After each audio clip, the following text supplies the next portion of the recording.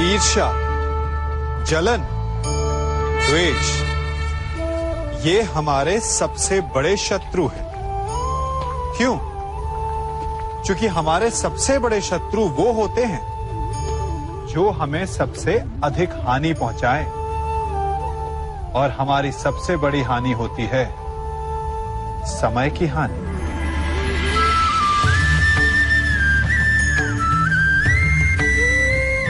सबके पास जीवित रहने का एक सीमित समय होता है।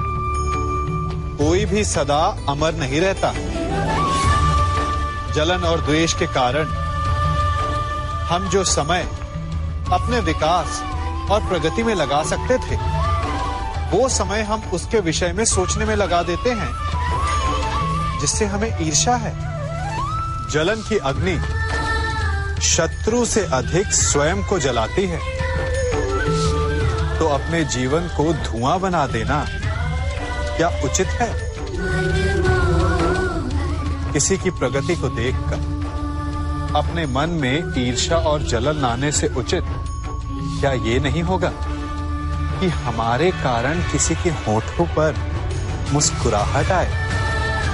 एक बार अपने मन से जलन को निकाल के तो देखिए, अपने आप को बहुत ऊंचा पाएंगे और समझ में आएगा कि इस ईर्ष्या के कारण हमने क्या क्या खो दिया है।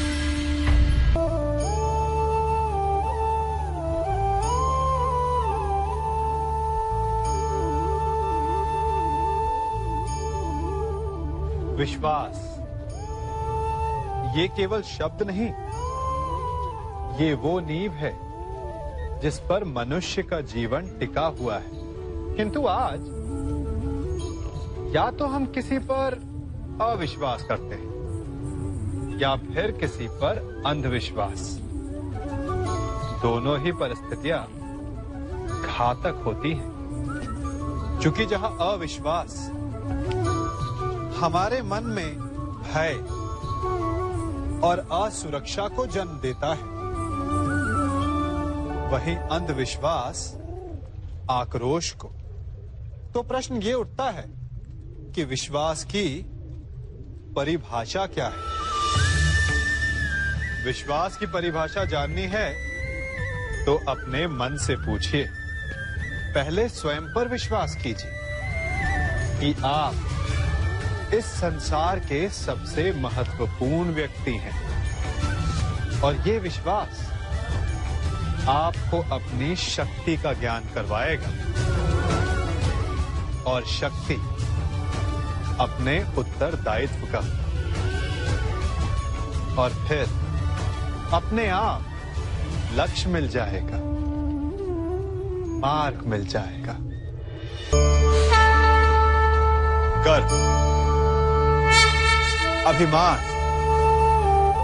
और अहंकार, ये तीनों सुनने में एक जैसे लगते हैं, परंतु तीनों का अर्थ भिन्न होता है और परिणाम भी। तीनों का आरंभ प्रेम से होता है। स्वयं से प्रेम, परिश्रम हमारे मन में गर्व को जन्म देता है, और सफलता अभिमान जगाती है।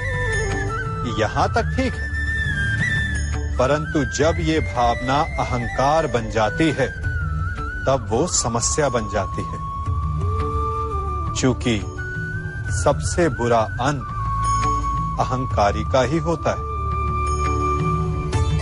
परंतु मनुष्य के लिए पहेली यही है कि पहचाना कैसे जाए कि अहंकार जग गया है और उसका दमन आवश्यक है।